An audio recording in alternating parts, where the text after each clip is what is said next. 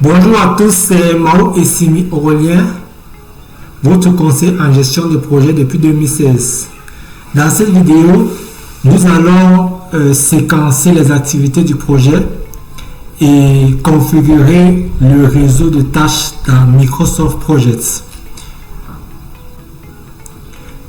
Mais avant de commencer à configurer le réseau de tâches dans Microsoft Project, nous allons commencer par une compréhension claire et précise du processus séquencer les activités.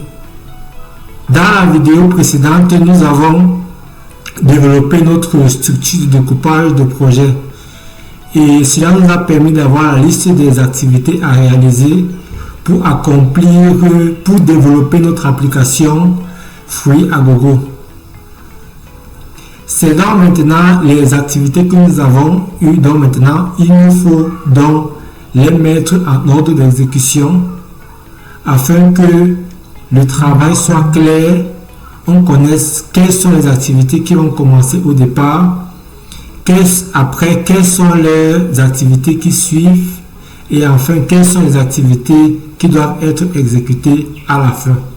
Pour commencer à séquencer les activités, c'est définir l'ordre de passage ou l'ordre d'exécution des activités du projet et identifier les dépendances entre les activités. Par exemple, dans ce projet, nous allons commencer par la planification du projet dans Microsoft Project. Après, nous allons aller dans Apps Inventor où nous allons développer l'interface utilisateur et après avoir terminé avec l'interface utilisateur, nous allons développer l'interface des blocs logiques. Enfin, nous allons terminer le projet. Voilà donc comment est-ce que les activités du projet vont être ordonnancées ou alors vont être exécutées du début jusqu'à la fin. Là donc maintenant, qu'est-ce que les dépendances entre les activités? Une dépendance est une relation entre plusieurs activités dans lesquelles une activité dépend d'une autre pour débuter, pour se terminer ou alors pour accomplir une action. Par exemple, nous avons 4 dépendances dans un projet. Nous avons les dépendances obligatoires, nous avons les dépendances discrètes, nous avons les dépendances externes et nous avons les dépendances internes. Comme exemple de dépendances obligatoires, supposons par exemple que vous êtes en train de construire votre maison. Vous ne pouvez pas commencer à élever les murs sans que la fondation ne soit faite. Donc le fait que l'activité de bâtir la fondation et élever les murs ont une dépendance obligatoire. On est obligé de commencer par la fondation avant de effectuer l'activité d'élévation des murs. Exemple de dépendance discrète, ce sont les dépendances qui sont liées au passé, au projet passé ou encore avec votre expérience personnelle. C'est ça qu'on appelle encore les bonnes pratiques. Par exemple, il est peut-être préférable dans une organisation de rédiger la documentation d'un logiciel avant de le développer. Donc voilà une des bonnes pratiques, mais ce n'est pas obligatoire. Comme exemple de dépendance interne, c'est par exemple lorsque vous êtes chef de projet dans votre entreprise, vous avez besoin d'un informaticien pour développer l'application Apps Inventor. Mais cependant, cet informaticien est occupé actuellement et affecté à une autre tâche par son chef de service. Et vous êtes obligé, n'est-ce pas, d'attendre que l'informaticien soit disponible pour commencer à travailler sur le développement de l'application, notamment dans le back-end, dans les blocs logiques. Donc voilà un exemple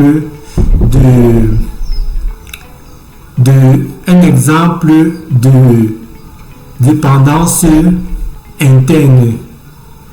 Comme exemple externe, ça ce sont les dépendances qui sont hors du projet encore et qui ne dépendent pas forcément de vous.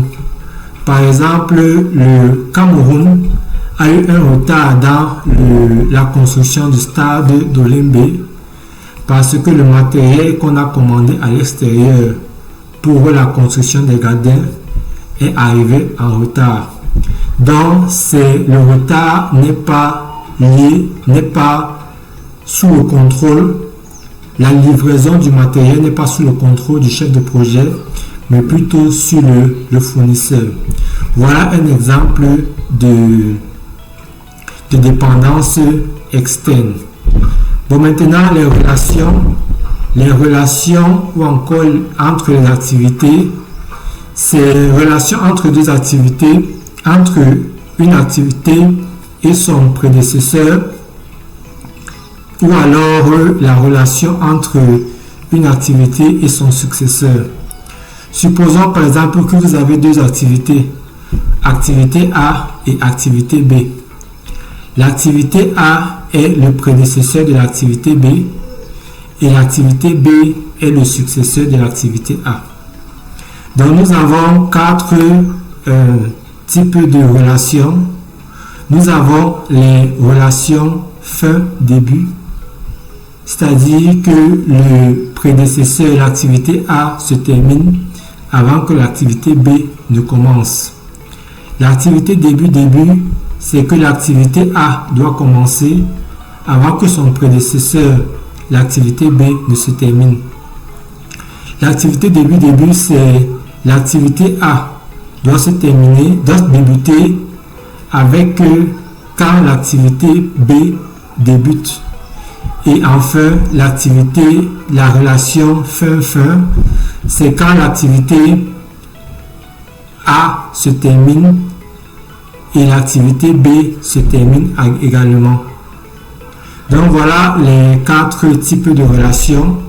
Mais la type de relations les plus communes et les plus utilisées dans Microsoft Project et dans la gestion de projet, c'est la relation fin-début. Et c'est ça qu'on va utiliser dans Microsoft Project, dans notre projet. Et enfin, maintenant, pour faire notre réseau de tâches, nous allons utiliser la méthode des antécédents. En anglais, c'est Precedence Diagramming Method, qui représente de manière visuelle les activités avec leurs relations dans Microsoft Project. C'est le moment de configurer notre réseau de tâches dans l'application Microsoft Project. Donc, j'ai un peu modifié un peu la colonne de tâches là, et j'ai modifié un peu les différents noms des tâches parce que lorsque nous avons la liste des activités, une activité est représentée par un verbe. Par exemple, rédaction de la charte du projet, c'est mieux de dire rédiger la charte du projet. Donc, configuration de l'interface principale, c'est mieux de dire configurer l'écran principal. Donc, lorsque nous sommes déjà dans les activités sont représentées par des verbes et non pas des noms propres. Donc, une autre chose, c'est que j'ai aussi modifié, j'ai réduit un peu les phrases pour que lorsque nous allons voir les différentes activités dans le réseau de tâches, ce soit visible. Parce que lorsque, par exemple, le nom de l'activité est assez long, c'est difficile à voir, c'est pénible de voir cela dans le diagramme, dans le diagramme de réseau. Donc voilà un peu cette modification que j'ai faite. Donc maintenant, comment faire donc maintenant pour établir les relations qu'il y a entre les différentes tâches? C'est ici, vous venez dans la colonne prédécesseur. C'est dans cette colonne que vous allez définir les prédécesseurs de chaque activité ainsi que les différentes relations entre les activités. Par exemple, un des moyens, par exemple, pour définir, par exemple, rédiger la charte de projet chez la première activité, il n'y a pas de prédécesseur. Donc, on va commencer ici par collecter les exigences. Un des moyens d'ajouter son prédécesseur, c'est de cliquer sur la flèche déroulante ici et de choisir, par exemple, rédiger la charte de projet. On met là. Après, c'est bon. Donc, voilà le prédécesseur qui est ici. Et voilà la relation fin-début. C'est-à-dire que rédiger la charte de projet se termine et collecter les exigences du projet commence. Donc, pour voir un peu les relations qu'il y a entre les tâches, vous cliquez, vous faites un clic droit sur la tâche. On va faire un clic droit sur la tâche, voilà. Et on va voir donc maintenant dans général, on voit le nom de la tâche, on voit le type de relation. Ça, c'est fin à début. Et il y a début, fin, début, fin, ou alors vous pouvez mettre aucun. Aucun, ça veut dire que vous allez enlever son prédécesseur. Donc ça, c'est vous allez enlever ce prédécesseur de la tâche. Donc voilà pour la tâche collecter des exigences. Pour l'activité collecter des exigences, alors voilà son prédécesseur ici qui est 2. Donc lorsque vous voulez changer la relation, vous cliquez ici et vous changez soit début, fin, début, fin, selon votre convenance. Après, vous cliquez sur OK. Un autre truc, donc maintenant dans notre projet, la majorité des dépendances entre les activités, ce sont les dépendances obligatoires. Donc, pour rédiger l'énoncé du projet, il faut d'abord que collecter les exigences se termine. Donc, un autre moyen, c'est de prendre le nom de le ID de la tâche qui est ici. Ici, c'est dans la ligne 3. Alors, je le mets là. Après, j'ai donc, dans le rédiger énoncé du projet, son prédécesseur, c'est collecter les exigences. Donc, on va faire cela pour les différentes activités ou les tâches qui restent. Allons-y.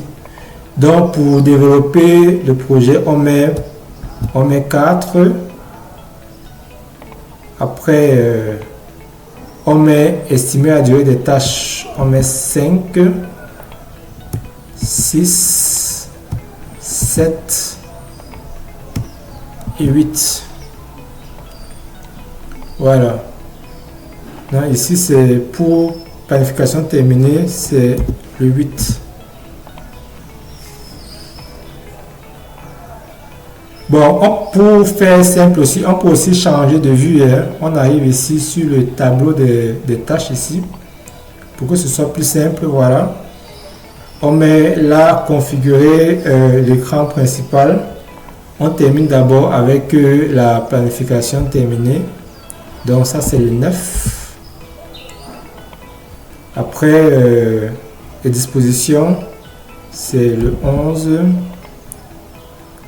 Le 12, le 13, le 14. Pour la programmation logique démarrer le jeu, c'est le 15. Animer les chutes, c'est le 17, c'est-à-dire Avant que animer les jeux ne commence, il faut d'abord terminer avec démarrer le jeu. Donc, je mets 17 là. 17. Ou encore collision. Je viens là. Je mets animer. Chute. Déplacer le plané. Je mets 19. Je mets 20. Optimiser le code. C'est-à-dire que enlever les erreurs ou alors le superflu dans le code 21. Programmation des blocs logiques terminée après que l'optimisation du code soit faite. 22. Donc maintenant pour les tests, pour tester les composants, il faut d'abord, pour les tests de composants, il faut d'abord que la conception de l'interface utilisateur soit terminée. Donc c'est pour ça que je mets d'abord ici ça 15. Je mets 15 ici. Et tester le jeu. On teste le jeu lorsque les composants ont été testés. On met 25 là.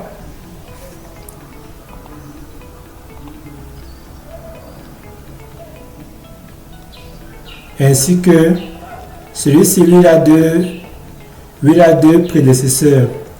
Donc il faut aussi que la programmation des blocs logiques soit terminée. Donc je le mets là. Pour 27, déboguer et corriger les erreurs. 26.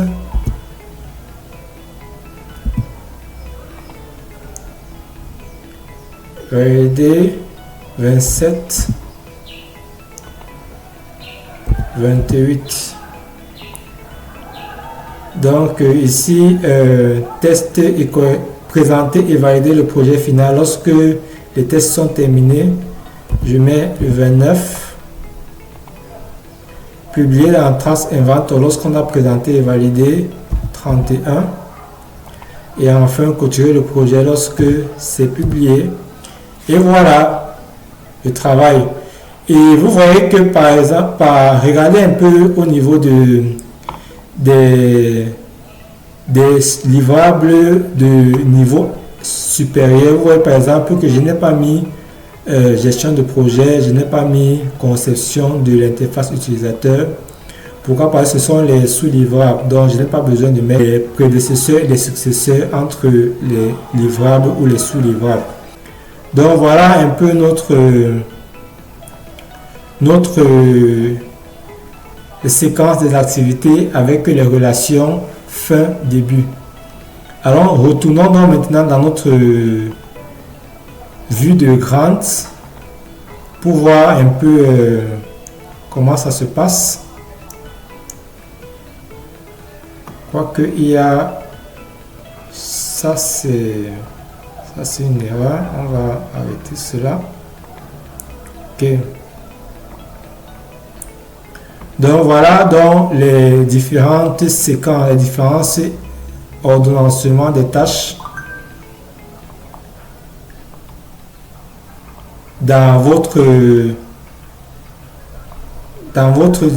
diagramme de Grant. Voilà, ici ça c'est mandatoire, c'est-à-dire que l'activité A se termine après l'activité B commence. Donc tout est mandatoire. Donc on peut aussi aller dans affichage, vous cliquez sur réseau de tâches pour voir comment est-ce que notre projet se déroule. Les activités se mettent en ordre d'exécution. Voilà là.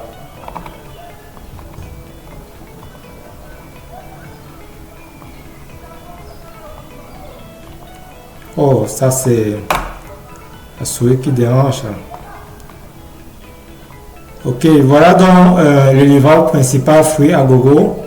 On a les tâches, les différentes livrables secondaires. et je ne mets pas ils ne sont pas liés parce que je n'ai pas mis le successeur. Et voilà donc maintenant l'ordre de passage de l'exécution des différentes tâches qui sont mises en place ici.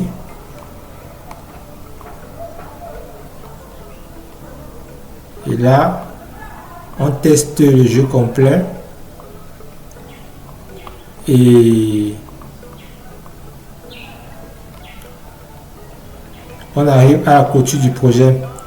Bon, maintenant ce que je vais faire, c'est que j'aimerais que on teste le jeu complet, mais il faut aussi essayer de tester les composants à la fin d'avoir terminé avec l'interface utilisateur.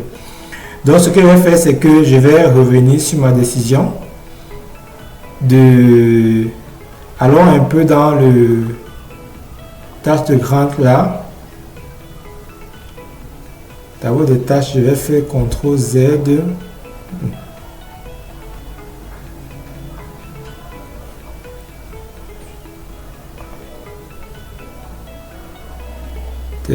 Ici, je vais ajouter l'activité de test de l'interface utilisateur. Donc ici, je m'en vais sur tâche, ajouter,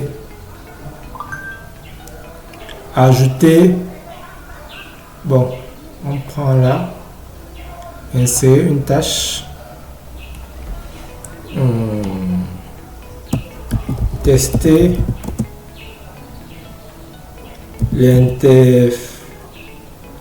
l'interface utilisateur.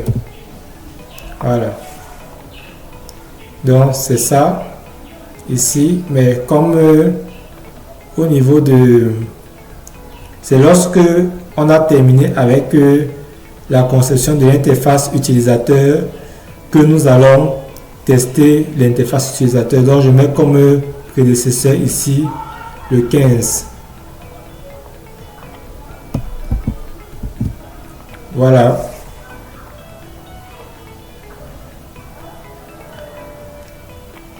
Le 15. Et ici donc tester le jeu complet, il a deux prédécesseurs, il a le 23 après avoir terminé les blocs logiques. Et il faut aussi que, bon, on n'a pas forcément besoin de quel est le successeur donc de tester l'interface utilisateur. Bon, je vais le mettre ici. C'est mieux de tester. Je vais mettre ici.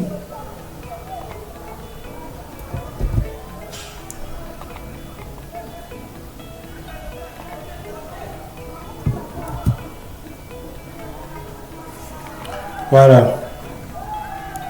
Donc ici, je mets le 14.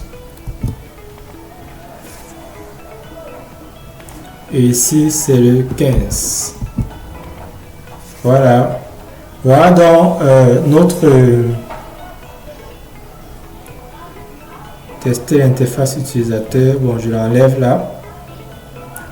Supprimer la tâche. Donc voilà notre réseau de tâches qui a été mis en place. C'est super, n'est-ce pas? Je suis très content de moi, je suis très content de nous. Et maintenant que nous avons séquencé les activités, dans la prochaine vidéo, nous allons maintenant estimer la durée de chaque activité. Merci pour votre attention.